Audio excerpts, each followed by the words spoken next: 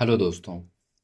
आज का ये वीडियो हमारा आगे के क्वेश्चन हम इसमें डिस्कस करेंगे 201 से आगे। देखो, ये क्वेश्चन मैं आपको पहले भी बताया था। ये सारे क्वेश्चन जो अगर आपको नहीं समझ में भी आए ना, उसको आप देखते चले जाओ बस मेरे कहने पे। इसमें से मे भी ऐसा हो सकता है ना, डायरेक्ट आपको विथ ऑप्शन सेम देखने को मिल जाए पेपर में। ठीक है ना? जो समझ में आ जाए वो अच्छा है, जो नहीं समझ में आए मैं कोशिश कर रहा हूँ समझ में एक्सप्लेन करने की। अगर आ गया तो ठीक, नहीं तो इसको डायरेक्ट देखते जाओ। ठीक है। कौन सा आर्टिफिशियल न्यूरल नेटवर्क का वादा नहीं है ना? Which of the following is not a promise of an artificial neural network. तो ये क्या करता है? यह परिणाम की व्याख्या नहीं कर सकता। जो रिजल्ट आया है उसकी परिणाम की व्याख्या ये नहीं कर सकता है। फिर नेक्स्ट क्वेश्चन है, एक 3 इनपुट न्यूरॉन को ट्रेन किया गया है। जब इनपुट एक एक जीरो हो तो जीरो दे आउटपुट दे, और जब इनपुट 1 1 1 हो तो 1 आउटपुट दे।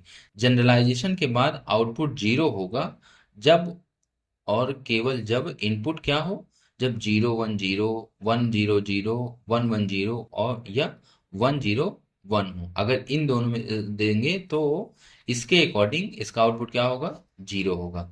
फिर नेक्स्ट है, न्यूरो सॉफ्टवेयर को इस प्रकार परिभाषित किया जा सकता है, एक शक्तिशाली और आसान न्यूरल नेटवर्क के रूप में न्यूरो नेटवर्क को सॉफ्टवेयर को परिभाषित करते हैं।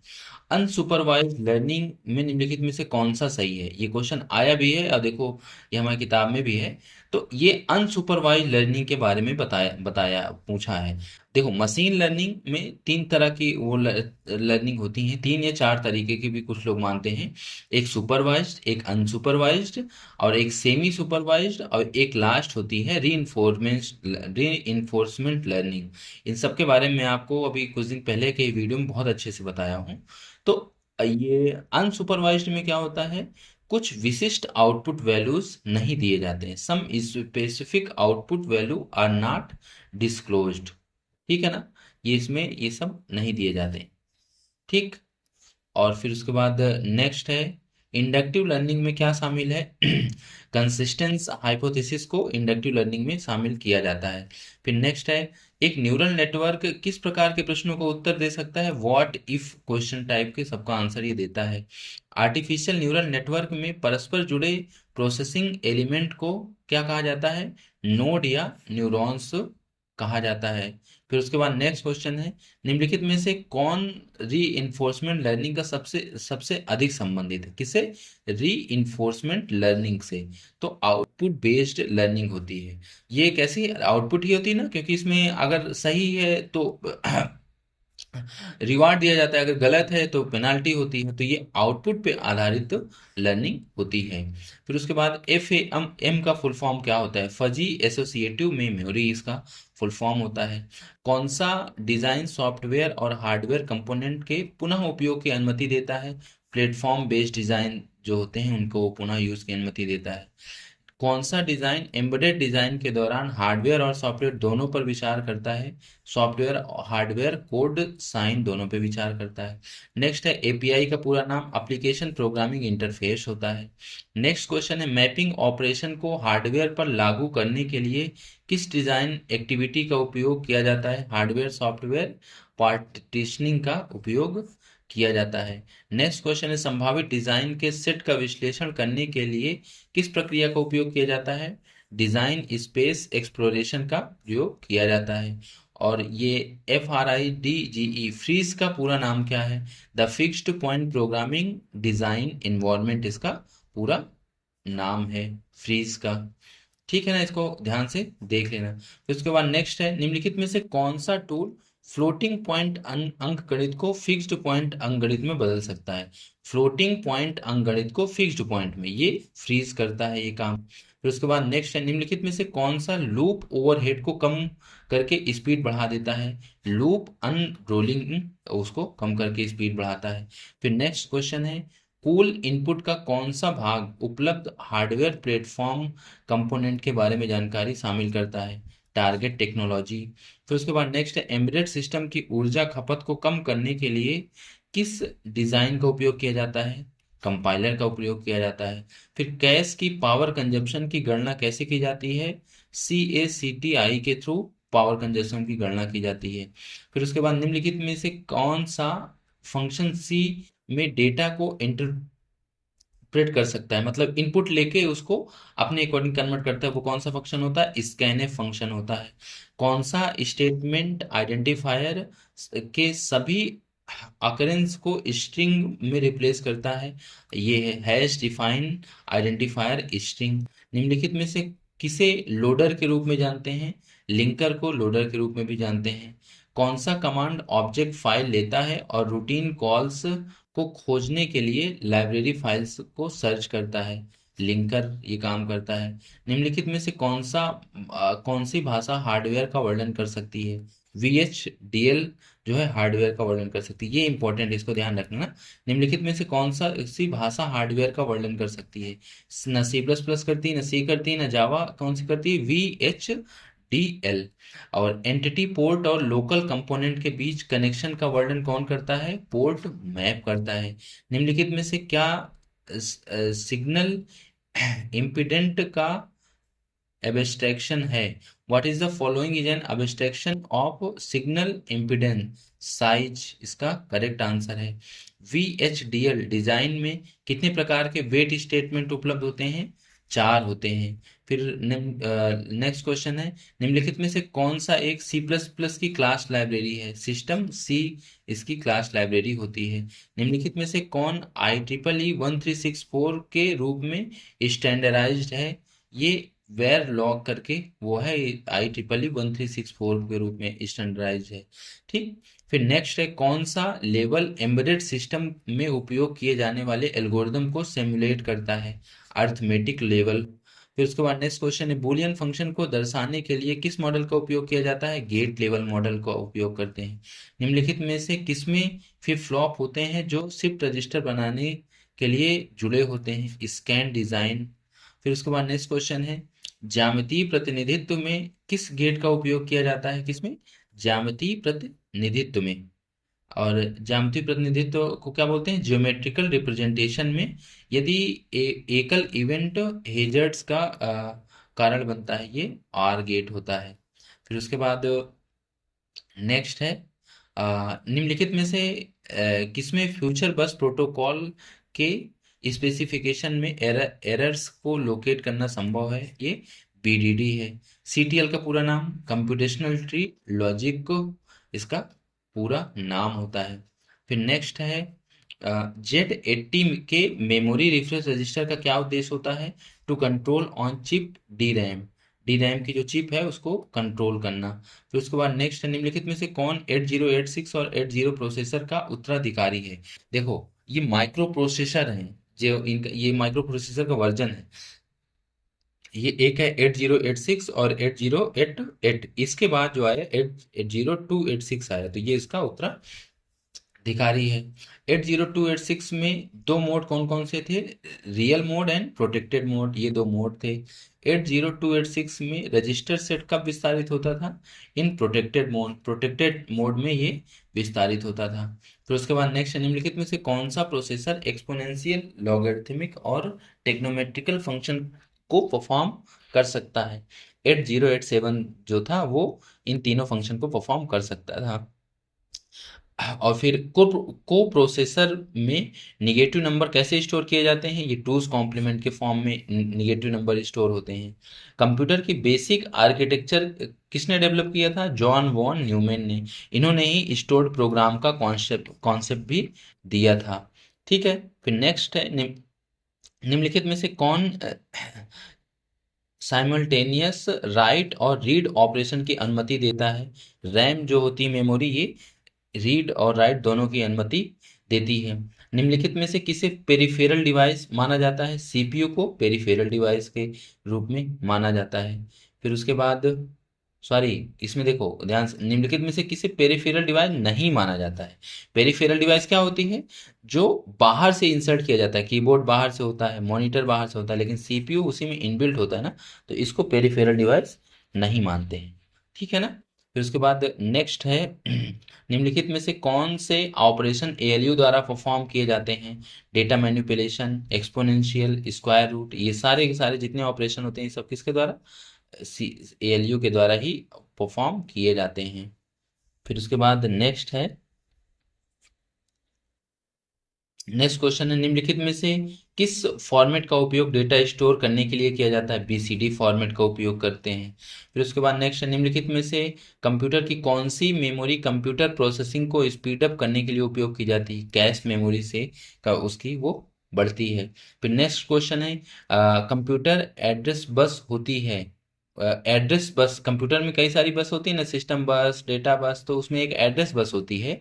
वो एड्रेस बस कैसी होती है? यूनिडायरेक्शनल होती है। फिर निम्नलिखित में से कौन सा एक तरीका है जिसमें कंप्यूटर के कंपोनेंट एक दूसरे से कनेक्ट होते हैं? Computer architecture. फिर उसके बाद निम्नलिखित में से कौन सा सर्किट बाइनरी डेटा को डेसिमल में कन्वर्ट करता है? Code converter. मेन मेमोरी में एड्रेस को कहा जाता है, क्या कहा जाता है? मेन मेमोरी में एड्रेस को क्या कहते हैं? फिजिकल एड्रेस बोला जाता है। कंप्यूटर में सब्सट्रैक्शन किससे किया जाता है? टूज कॉम्प्लीमेंट के थ्रू किया जाता है। निम्नलिखित में से कौन सी कंप्यूटर बस सीपीयू को सिस्टम बोर्ड पर मेमोरी से कनेक्ट करती है? सिस्टम बस सीपीयू को मेमोरी से कनेक्ट करती है। निम्नलिखित में से कौन सा रजिस्टर सेकेंडरी स्टोरेज के साथ इंटरैक्ट कर सकता है? मेमोरी एड्रेस रजिस्टर, मार। फिर उसके बाद कंप्यूटर अपना डेटा मेमोरी के किस रूप में स्टोर करता है? बाइनरी फॉर्म में, ये तो सबको पता है। नेक्स्ट क्वेश्चन है, निम्नलिखित में से कौन सा बिट का समूह है जो कंप्यूटर को एक विशेष ऑपरेशन के लिए कहता है? इंस्ट्रक्शन कोड होता है। पीसी पर डॉक्यूमेंट पर काम करते समय डॉक्यूमेंट अस्थायी रूप से कहाँ स्टोर होते हैं? मतलब जब कंप्यूटर में काम करते हैं तो अस्थायी रूप से कहाँ स्टोर होता है? रैम में होता है। ठीक है ना, रोम में तो परमानेंट है, इन सब में नहीं होता। कोई भी जो भी प्रोसेस अगर कंप्यूटर में एग्जीक्यूट हो रही है, वो कोई सॉफ्टवेयर है या प्रोसेस है, तो वो रैम के थ्रू ही होता है। ठीक है ना। फिर उसके बाद नेक्स्ट है, डिकोड किया गया निर्देश कहाँ संग्रहित होता है? आई आर इंस्ट्रक्शन रजिस्टर में स्टोर होता है। एम आई एम डी का फुल फॉर्म क्या होता है? Multiple instruction multiple data. और फिर उसके बाद स्टेटस बिट को क्या कहा जाता है? इसको फ्लैग बिट भी कहा जाता है। नेक्स्ट क्वेश्चन है, निम्नलिखित में से कौन सा रजिस्टर मेमोरी में संग्रहित प्रोग्रामों के निर्देश को ट्रैक करता है? प्रोग्राम काउंटर ट्रैक करता है। नेक्स्ट है, प्रोग्राम काउंटर को क्या कहा जाता है? इंस्ट्रक्शन पॉइंटर भी कहा जाता है। ये प्रोग्राम काउंटर क्या करता है? नेक्स्ट जो एग्जीक्यूट होने वाली प्रोसेस है उसका एड्रेस स्टोर करके रखता है। ईथरनेट में निम्नलिखित में से कौन सा टोपोलॉजी उपयोग की जाती है? बस टोपोलॉजी उपयोग होती है। मेमोरी और स्टोरेज के बारे में निम्नलिखित में से कौन सा कथन सही है? मेमोरी जो होती है वो टेम्परेरी होती है, स्टोरेज क्या होती है? परमानेंट होती है। ये चीज़ याद रखना, ये छोटा सा माइनर सा डिफरेंस है, इसमें लोग कंफ्यूज होते हैं। मेमोरी जैसे रैम हो गई, ये तो ये टेम्परेरी स्टोरेज होती है, कैश हो गई। लेकिन जो स्टोरेज होता है वो परमानेंट स्टोरेज को क्या बोलते हैं? ये उसको स्टोरेज कहा जाता है। फिर नेक्स्ट है, कैश मेमोरी के प्रदर्शन को किस पैरामीटर से मापा जाता है?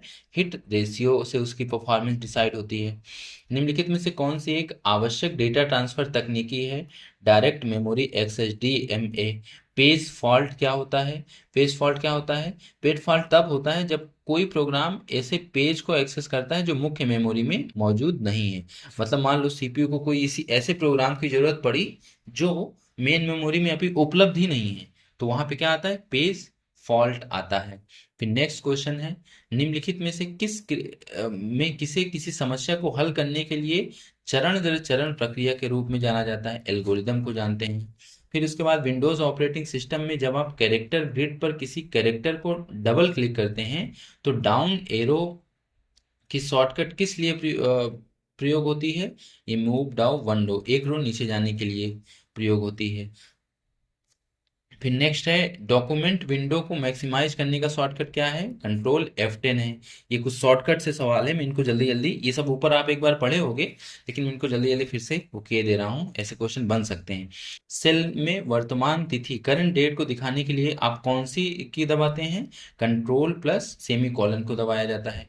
डॉक्यूमेंट के सबसे नीचे स्क्रॉल करने के लिए आप क्या दबाएंगे? कंट्रोल प्लस इंड की को दबाया जाता है। फिर उसके बाद वर्ल्ड में किस किस की से आप फोर्स पेज ब्रेक इंसर्ट कर सकते हैं?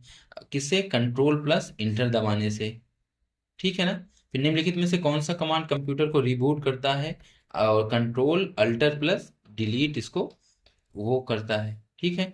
फिर उसके बाद नेक्स्ट क्वेश्चन है, पहले से सेव की गई फाइल ढूंढने को और खोलने के लिए आप क्या करेंगे? सेलेक्ट द ओपन कमांड को सेलेक्ट करेंगे। न्यूमेरिक डेटा को तेजी से इनपुट करने के लिए कौन सी कीज का प्रयोग करते हैं? द न्यूमेरिक कीपैड का प्रयोग करते हैं। कौन सी कीज अन्य कीज के साथ मिलकर विशिष्ट फंक्शन या टास्क को एग्जीक्यूट करती है? कंट्रोल प्लस शिफ्ट दूसरे के साथ मिलकर विशिष्ट फंक्शन को एग्जीक्यूट करती है। कौन सी की एक्टिवेट होने पर प्रोग्राम को जबरदस्ती बंद करने की अनुमति देता है? स्केप की वो होता है। फिर न्यूमेरिक कीपैड को डायरेक्शनल एरोज में बदलने के लिए आप कौन सी की दबाते हैं? Num lock. मतलब जैसे नम लॉक आप दबा दोगे, मतलब कीपैड को लॉक कर दोगे, तो ये क्या एरो की में कन्वर्ट हो जाएगी, ये चीज ध्यान रखना। फिर उसके बाद एड्रेस बॉक्स में यूआरएल को हाईलाइट करने या इंसर्शन पॉइंट को एड्रेस बॉक्स में ले जाने के लिए आप क्या दबाते हैं? अल्टर प्लस डी को दबाया जाता है। शिफ्ट प्लस F5 दबाने वाला एक्शन होता है start the show from the current slide से उसको स्टार्ट करने के लिए। ठीक है। विन प्लस ई दबाने से कौन सा एक्शन होता है? ये फाइल एक्सप्लोरर ओपन हो जाता है। फिर उसके बाद नेक्स्ट है मिनिमाइज्ड विंडोज को रिस्टोर करने के लिए क्या दबाया जाता है? विंडोज लोगो विंडो का लोगो प्लस शिफ्ट प्लस एम को दबाया जाता है। अल्ट प्लस अंडरलाइन लेटर दबाने से क्या होता है? ये परफॉर्म करस्पॉन्डिंग कमांड और सेलेक्ट द करस्पॉन्डिंग ऑप्शन, ये दोनों इसके करेक्ट ऑप्शन हैं। और फिर उसके बाद नेक्स्ट है विंडो टास्क मैनेजर खोलने की कीबोर्ड शॉर्टकट क्या है? टास्क मैनेजर खोलने के लिए कंट्रोल शिफ्ट ESC होता है। निम्नलिखित में से कंप्यूटर हार्डवेयर को निर्देश प्रदान करता है? कौन प्रदान करता है? सॉफ्टवेयर करता है। निम्नलिखित में से कौन सा सॉफ्टवेयर की श्रेणी में नहीं आता? सिस्टम सॉफ्टवेयर है, ये यूटिलिटी भी है, एप्लीकेशन भी है, लेकिन ये डिवाइस ड्राइवर जो होता है ये सॉफ्टवेयर नहीं, उसके नहीं आता है। ठीक है ना। और फिर उसके बाद नेक्स्ट है कौन सा सॉफ्टवेयर हार्डवेयर कंपोनेंट को मैनेज करता है और हार्डवेयर व अन्य सॉफ्टवेयर के बीच इंटरेक्शन सुगम बनाता है? ऑपरेटिंग सिस्टम है। ये सॉफ्टवेयर हार्डवेयर के बीच में कौन मैनेज करता है? Operating system. देखो ये वाला जो क्वेश्चन 290 था ना, ये ड्राइवर सॉफ्टवेयर जो होते हैं ना, ये भी सॉफ्टवेयर के अंदर ही होते हैं, लेकिन यहाँ पे ऑप्शन के अकॉर्डिंग ये सारे आते हैं। तो ये कभी कभी ड्राइवर सॉफ्टवेयर जो होता है ना, सिस्टम सॉफ्टवेयर के अंदर ही आते हैं, लेकिन यहाँ पे ऑप्शन वैसा नहीं दिया है कोई अलग, तो इसलिए यहाँ पे इसको ही लगाना पड़ेगा। निम्नलिखित में से कौन सा सिस्टम सॉफ्टवेयर का एक घटक है? सिस्टम सॉफ्टवेयर में ऑपरेटिंग भी आता है, यूटिलिटी भी आता है, तो दोनों सही हो जाएंगे। कंप्यूटर सॉफ्टवेयर का प्राथमिक उद्देश्य डेटा को किस में बदलना होता है? इंफॉर्मेशन में बदलना होता है। एक कंप्यूटर एप्लीकेशन जो यूजर और हार्डवेयर के बीच मध्यस्थ का काम करता है? Operating system. किसके किसके? कंप्यूटर एप्लीकेशन और यूजर और हार्डवेयर, मतलब यूजर और हार्डवेयर के बीच में इंटरफेस का काम कौन करता है? Operating system. सॉफ्टवेयर बग शब्द कंप्यूटर प्रोग्राम के उन त्रुटियों को संदर्भित करता है जो सही प्रणाली को रोकती है, उसको मतलब जो त्रुटि होती है उसको क्या बोलते हैं? बग बोला जाता है। एक एल्गोरिदम त्रुटि जो गलत आउटपुट के का कारण बनती है वो क्या है? Logical error. कोई अगर लॉजिकल एरर रहती है प्रोग्राम में तो वो गलत आउटपुट हमें देखने को मिलता है। फिर उसके बाद नेक्स्ट है सॉफ्टवेयर में त्रुटियों को ढूंढने और ठीक करने की प्रक्रिया क्या बोली जाती है? डिबगिंग बोली जाती है। और फिर कंप्यूटर संसाधनों को मैनेज करने से संबंधित विशिष्ट कार्यों को करने के लिए डिजाइन किए गए सॉफ्टवेयर को क्या बोलते हैं? Application software. निम्नलिखित में से कौन सा सिस्टम सॉफ्टवेयर का प्रकार नहीं है? बायोस सिस्टम का प्रकार है। माइक्रोसॉफ्ट विंडोज भी इसका है, विंडोज लाइनक्स ये सब भी है। और ये माइक्रोसॉफ्ट वर्ड जो होता है ये एप्लीकेशन सॉफ्टवेयर है। जो इसमें से बेमेल हो, मतलब चार तीनों से अलग हो, उसको वो करना है। इंटरप्रेटर, ऑपरेटिंग सिस्टम, कंपाइलर, ये सब क्या है? ये सॉफ्टवेयर है, लेकिन ये प्रोग्रामर क्या है? ये एक आदमी होता है। फिर उसके बाद एप्लीकेशन सॉफ्टवेयर बनाए जाते हैं रियल वर्ल्ड टास्क को ध्यान में रखते हुए बनाए जाते हैं। निम्नलिखित में से कौन सा ऑफिस के लिए एप्लीकेशन सॉफ्टवेयर माना जाता है? वर्ड प्रोसेसर, स्प्रेडशीट और डेटाबेस को ऑफिस के में माना जाता है। फिर उसके बाद नेक्स्ट है डेटा पंक्तियों और स्तंभों पर गणना करने के लिए किस प्रोग्राम का उपयोग किया जाता है? रो कॉलम है तो स्प्रेडशीट की बात होगी, ये आपको ऊपर भी ये बताया हूँ। अब ये सारे जो हो गए ये हमारे MCQ 303 तक हैं, यहाँ पे एक टॉपिक खत्म होता है। अब नेक्स्ट वीडियो में हम देखेंगे इंटरनेट से रिलेटेड, मोबाइल टेक्नोलॉजी से related MCQ question. I hope ये सब आपको समझ में आया होगा। ये वीडियो कोई भी एग्जाम देने से पहले इसको आपको देखना बहुत जरूरी